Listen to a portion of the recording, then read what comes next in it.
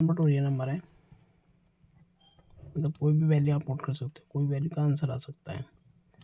और फंक्शन ये गिवन है, आपसे रेंज मांग रहा है, मतलब वाई मांग रहा है आपसे वो एफ एक्स को 1/2 माइनस का कॉस एक्स। ठीक है, आपसे रेंज मतलब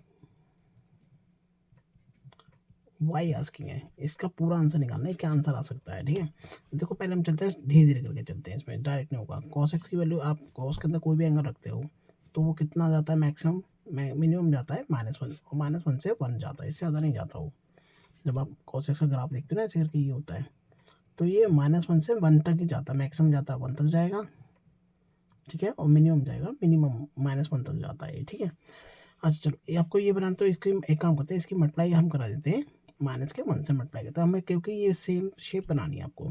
-1 से 2 कराएंगे तो 1 हो जाएगा, और आप जानते हैं इनइक्वालिटी के अंदर अगर माइनस के नंबर से मल्टीप्लाई करते हैं तो ये साइन रिवर्स कर जाता है। ये मान का cos x greater than equal to -1। अब इसमें हम कर देते हैं ऐड कर देते हैं, ऐड बाई 2, 2 ऐड कर देते हैं, तो ये हो जाएगा 3, जाएगा 2 माइनस का कॉस एक्स, और 2 - 1 आपको यहाँ पे 1 दे देगा। ठीक है, अब आप गौर से देखो तो जो 2 माइनस कॉस एक्स है ना, एक काम करो, इसको आप 2 पार्ट्स में अलग अलग इक्वेट कर दो इसको आप। जैसे हमारे पास ये है 3 greater than equal to 2 minus का कॉस एक्स, है ना, greater than equal to 1, 2 parts में ब्रेक कर देते हैं इसको।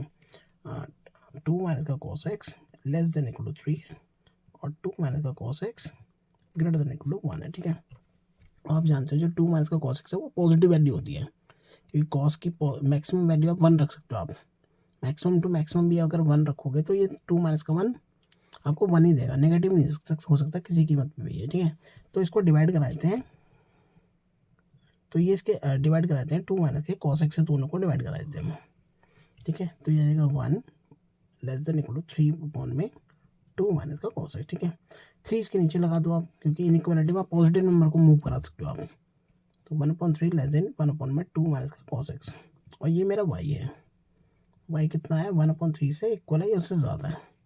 दूसरा लेते हैं ये रंग, इसको भी वही same divide by 2 minus cos x को डिवाइड करा तो जाएगा 1/2 माइनस का कॉस एक्स। ठीक है, और ये मेरा पूरा वाई है।